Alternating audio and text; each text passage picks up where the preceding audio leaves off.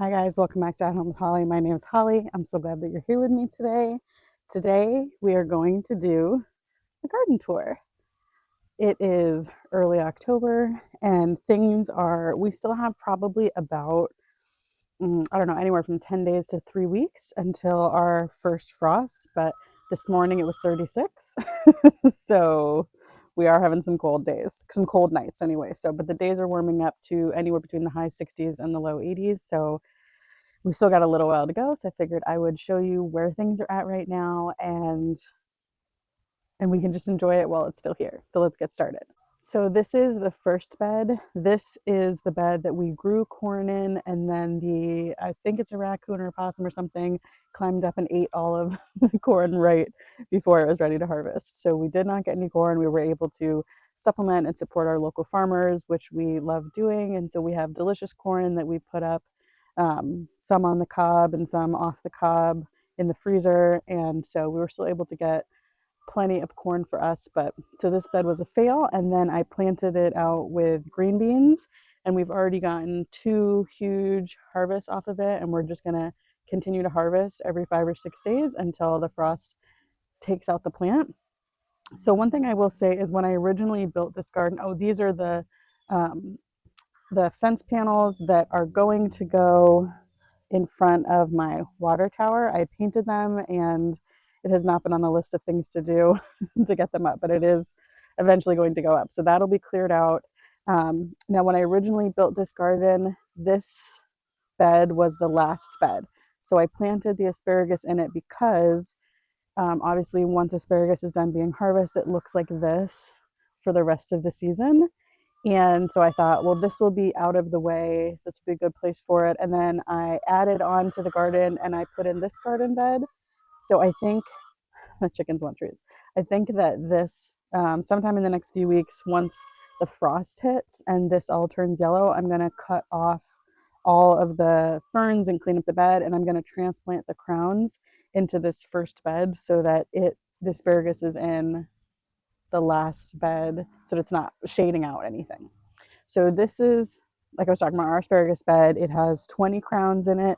It is an 8x4 bed, and it had a bountiful year this year. We had more asparagus than we know what to do with. Oh, there's an airplane. And then this bed, um, we had pickling cucumbers growing here. We had um, melons growing here. And then on the other side of it, we had our English cucumber style cucumbers growing over here. And we had celery and we had cabbage and we had all kinds of beautiful things growing in there, but it is done. The only thing left is the nasturtiums, and they are having a moment to the point where you can't even really walk in between these two beds, but it's fun. So I'm definitely going to save seeds from these nasturtium because they did really, really well. This bed had lettuce and melons, and it's done as well. So I replaced this cattle panel. I do need to set it in the ground, but for now, it's just sitting there enjoying its life. This bed is our sweet pepper bed. So we have, I think, probably like 16 or 18 sweet pepper plants. So we had lunchbox peppers, bell peppers, purple peppers, just the whole rainbow of peppers grew in this bed, and it is still putting on. We have been drowning in peppers in the best way possible, I can say. We have eaten so many peppers. We have donated peppers. The chickens are eating peppers. So at this point, I'm not going to pull the plants out today or anything. At this point, I am still harvesting peppers and just feeding them to my chickens as like a supplemental feed snack situation. So they're enjoying them. The same thing goes with this next bed, which is our spicy pepper bed. So we have jalapenos. I have gallons and gallons of jalapenos. I have made cowboy candy. I have made salsa. I have made all the things. So we have definitely enjoyed this. And right now the chickens are enjoying the benefits of this as well.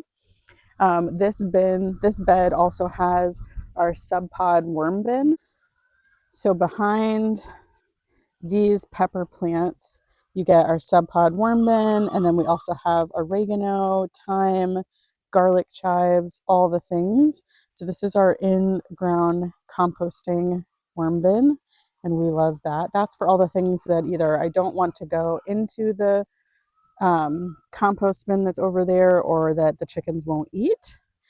And then this is our first of 3 tomato beds. So the front and the back of it have basil plants. I've harvested a ton of basil, and at this point it's starting to kind of go to seed, which means it's like flowering. You can see all the flowers there, and the pollinators are really enjoying still having that available. So I'm just kind of leaving it. You can see that there are some carrots that I missed that are still growing in between. Same thing with the lettuce. I'm just kind of harvesting as we go, and I will continue to do that until the frost kills it. And then these are our indeterminate tomatoes. Indeterminate meaning that they will just continue to grow and put on their fruit little by little. I did come out and top the plants. You can see that I cut the top off the plants so that they won't be continuing to produce flowers, because at this point there's not enough time for them to get pollinated, become a fruit, and actually ripen. And as it is, these I'm probably going to have to, as soon as they blush, I'll probably have to take them inside and let them ripen inside, and they'll still be more delicious than, oh my goodness, the girls need a snack. They are very loud. Let me pull some tops off the basil and give them a snack. That's what they want. Every time I'm out here, I give them a snack. Anyway, I at this point, I will probably have to pull them off and let them ripen inside. And when you buy grocery store tomatoes, the reason they taste horrible is because they pick them when they're green and not blushing. And then they actually introduce like a gas that makes them ripen, or makes them appear to ripen. So they turn red, but they're not actually ripe. And that's why they taste disappointing. But if you let them blush on the vine at your house, there you go, girls. If you let them blush on the vine, they still are going to taste not as good as if they had ripened all the way on the vine, but way better than anything you get at the grocery store. So I will do that with all of the tomatoes that are starting to blush on here. So I'll just continue to let them go. So this has, let me see, 1, 2, 3, 4. This has 10 indeterminate plants. This has 10 indeterminate tomato plants. This cattle panel trails had melons that the melon beetles got to. So we were able to harvest some melons, not as many as other years, but some before the vines got eaten. And then we have a volunteer basil plant that is loving its life and blocking the walkway, and that's okay, because again, I have harvested plenty of basil this year. So at the end of each of my most of my beds, I have these pots, and I have perennial flowers in them. So you can see that the cone flowers have gone to seed, the echinacea has gone to seed. So we can cut those and harvest the seeds. I'll probably end up just sprinkling them back in the pots. And then when the young plants come up at the bottom, I usually transplant them in the early spring to have more along my fence line. But when you come over this way, these 3 pots actually have sweet potatoes slips in them. So we will be harvesting sweet potatoes soon, because they've been in there more than enough time. And then on the back side here, again, we have 10 indeterminate tomato plants, and the cherry tomatoes are still going strong. Again, we have had a really good pepper year and a pretty good tomato year. I think that next year I'll change the varieties that I plant. I tend to plant, the last couple years I've been trying to find a slicing tomato that I enjoy eating, because I'm not really a fresh tomato, besides in pico, person. It's not my favorite. So I've been experimenting with a whole bunch of different varieties of cherry tomatoes and slicing tomatoes, trying to find one that I enjoyed. And I've enjoyed them, but not enough to grow the plants and waste the space. So I think next year I'm going to look for even more of the Roma style, paste style tomatoes to plant here, and not focus on the cherry tomatoes or slicers. And then this bed is our determinate tomatoes. And I have 2 beds of determinate tomatoes that I planted as fall tomatoes after we harvested the garlic and the onions, and they're looking great. Most of them are starting to blush, so again, I will probably just bring them in and let them finish ripening. I'll give them a little bit more time, but definitely before the frost comes, I will harvest all of them that are blushing and bring them in to ripen on my table. And then this bed, my cages fell. So this is what it looks like when you don't support determinate tomatoes. They just sprawl all over and look crazy in their own beautiful wild way. This bed also has nasturtiums. These were my favorite nasturtiums. I love the color of these. It had stevia, which it's still growing, and I've been drying that inside so that we can kind of experiment on growing stevia and seeing if I like it as a sweetener. I'm not sure if I'm going to make like a syrup or a powder out of it. These had sunflowers on the back that obviously are past their prime, but the birds were eating all the seeds, so I just left them. This is our zinnia bed, and it's got some powdery mildew, and it's not looking quite as fresh as it was, but still, there's a little bit left, and I had some butterflies and stuff that were still using it, so I just left it there. This was our potato bed. You can see that I missed a few potatoes because they are sprouting again. So before I put this bed to bed, I will dig up and have some smaller new potatoes. This is Olivia's bed, and it is a crazy wild mess. It was a Malabar spinach and tomatoes all over her little mini trellis, and the Malabar spinach was crowding out the tomatoes, so we went back and hacked it all back because it was even growing like past the fence into my neighbor's yard. So we hacked it all back, and then the tomatoes are having like a second push. I don't know, it's still flowering and stuff. I don't think there's enough time obviously for it to come to bear any of the ones that are flowering, but any of the tomatoes that are blushing on there as well, we will go ahead and take in to ripen. And then this, we had snapdragons and celosia, and they have been producing all season. We've had so many beautiful bouquets, and Olivia really likes doing bouquets, so that's been fun to let her have her own space to pick from. And then down this row, they really want more snacks. This is our wildflower patch. And so it has sunflowers and cosmos and milkweed and echinacea and zinnias and all kinds of beautiful things. The field over here is owned by and maintained by the school, and they play soccer and all kinds of stuff there, but they also spray the fence line with some form of weed killer. So I do like to have sunflowers and things that are known to pull toxins out of the ground, just kind of as like a little buffer between my garden and what the school's growing. Let me get them more snacks because they're still talking. They're still talking to me. It's because this is part of our routine. I come out to harvest stuff. Sorry for the airplane, if you can hear it. I come out to harvest stuff, and I will pull some of the tops off the basil and some peppers and throw them in. And now that we have our expanded run, there's even more space. So if I don't pull enough snacks to cover the whole run, somebody gets left out. And then somebody starts squawking, and then they all start. Chicken mouth is real. It's a thing. I'm gonna do this one-handed. Here we go.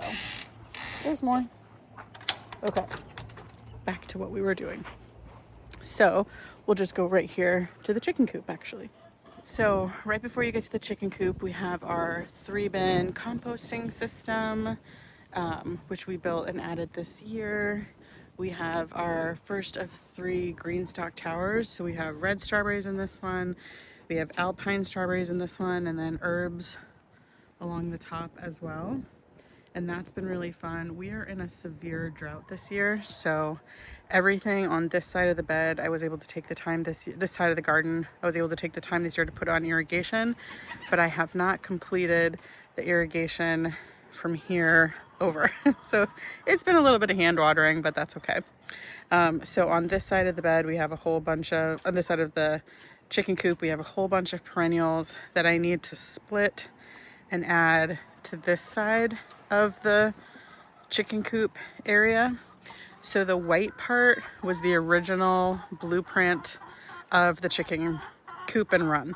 So this was 6 feet wide and 16 feet long. And then they have their actual coop up there with the egg collection boxes and the omelet door and a drop down door because their feeder and water are right on the side of that. And then I had 9 chickens in that. Technically you can have like 10 chickens in that. I just wanted them to have a little more room and I wanted to expand and get more birds. So we built this extended run so that it's another 12 feet long and still mimicked the same. Oh my goodness. She's very, very loud today.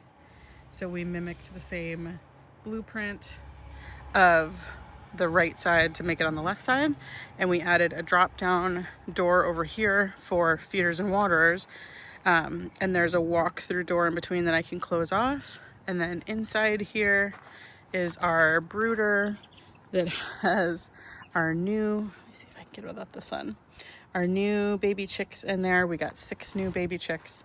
So all together we have 6 chicks and 9 adult chickens, and so that makes 15 chickens. And this run is, how long is this run? 6 feet wide by 38 feet. No, 6 feet. I can't do math in public. 28 feet.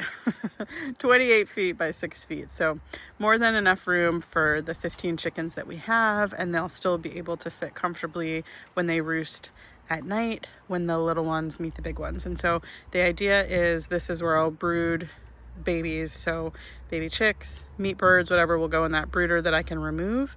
And then I can also close this door if I need to have the older chicks meet the younger chicks with a little safe meet and greet area so they can't hurt them, but they can get used to each other slowly. And none of it has to be done in my garage, which after all is the part that I didn't want to do anymore because baby chickens are stinky in the garage.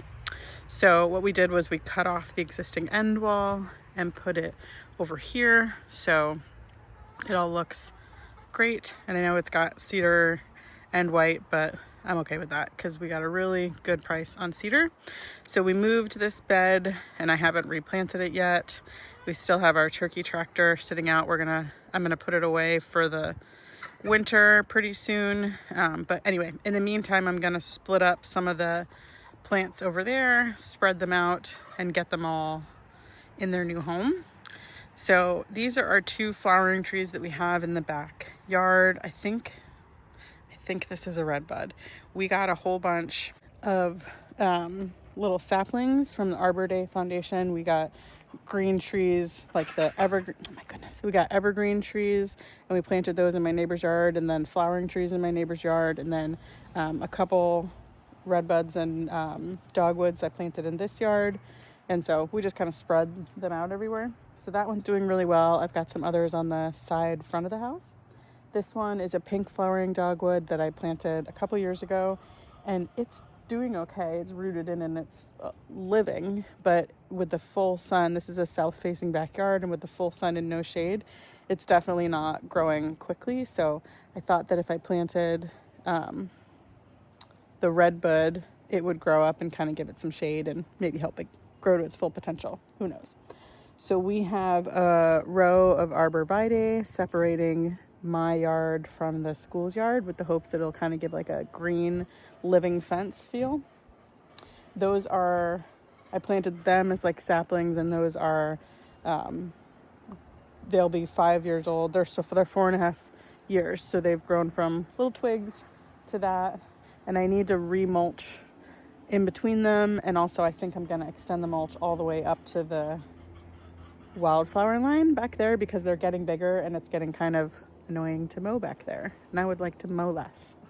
I would like to mow less. I only want to mow my front yard. The rest of it back here, I would like it to be the space used more for growing food. So let's talk about our orchard and our berry area. So on this side of the garden, we have our three rows of fruit trees. So going this way, we have 1, 2, 3, 4 apple trees. And so we have a Fuji, a Jonathan, a Macintosh, and a Honeycrisp. And then over here we have, let me see, right there, we have a pawpaw tree. That one we just added I just added this spring. And then right here we have a nectaplum tree. I added that one this spring as well. And then right here we have a cherry tree. That one I added, I think 2 or 3 years ago. And then this one is a peach tree that was a replacement tree that I added. Gosh, I can't remember if I added that spring or this summer. And then this one is a peach tree that has been here for, I think, 3 years, 2 or 3 years. And it produced some peaches this year, which were so delicious. I was so excited. And then this one is a nectarine tree. I just added that a couple weeks ago. And then this is our plum tree, and it's been here for 3 years. I think this is its 3rd season as well. So no fruit on that one yet, but it is definitely growing strong.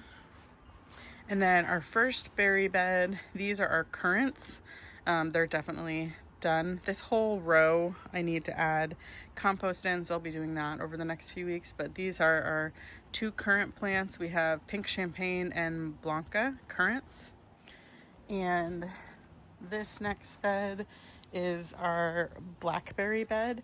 I used to have this bed and this bed that were blackberries, but I transplanted all of the ones in this bed and all of the golden raspberries that I had over the fence. My neighbors have 2 tall planters, so I planted them into that because 1 blackberry bed is enough for me, and I'm not a huge fan of raspberries, even though the golden raspberries I thought were more delicious than the red ones for sure. I just didn't want to waste the growing space, so I'm gonna figure out something else to put in these beds. And then this is our first of 3 grape plants that we're training to 1, 2 wires. I might have to add a 3rd wire in. I'm not sure. This grape plant is okay, but it's not growing as vigorously as the other 2 grape plants that we have. So it's definitely getting less sun, but still enough that it's growing, just not as vigorously as the other ones. So this is what used to be the raspberry bed, and I actually transplanted 2 blueberry plants into here. So I've got 2 blueberry plants here, 2 blueberry plants there, 2 there, 2 in the next one, and 1 in the last bed. I am definitely more of a blueberry than a raspberry or any other kind of berry. So I definitely wanted to make sure we had enough planted. This is our second grape plant, and you can see that it is definitely more excited about its life than the first one. And this is our 3rd. I'm sorry, I don't know if I said blueberry, but that's our second grape plant. And this is our 3rd grape plant. And they did really well this year. I'm gonna prune them back a little bit more in the spring probably, but they did really well. And then this is the last blueberry plant. And then also I planted 1, 2 kiwi plants, and I put this trellis in for them to grow up, but I planted them very late in the season. So they were just starting to take off, and now of course the cold weather is hitting. So definitely didn't get any fruit this year, but hoping for maybe next year or the year after we'll be able to get some kiwis. I just tried to focus this year more on removing the things that I didn't love. I may have liked them, but I didn't love them, and planting more of the things that just really work for our family. So that is the early October garden tour. I'm so glad that you guys were here with me today. I want to thank you guys so much for the likes and the comments and the shares. If you haven't subscribed, please consider subscribing. We have a whole lot more gardening and chickens and food preservation and all kinds of fun projects yet to come. I can't wait to see you guys next time. Thank you so much. Bye, my friend. Why are you screaming so much? Why are you screaming? It's so hard to talk while you guys are screaming. My goodness. Chickens.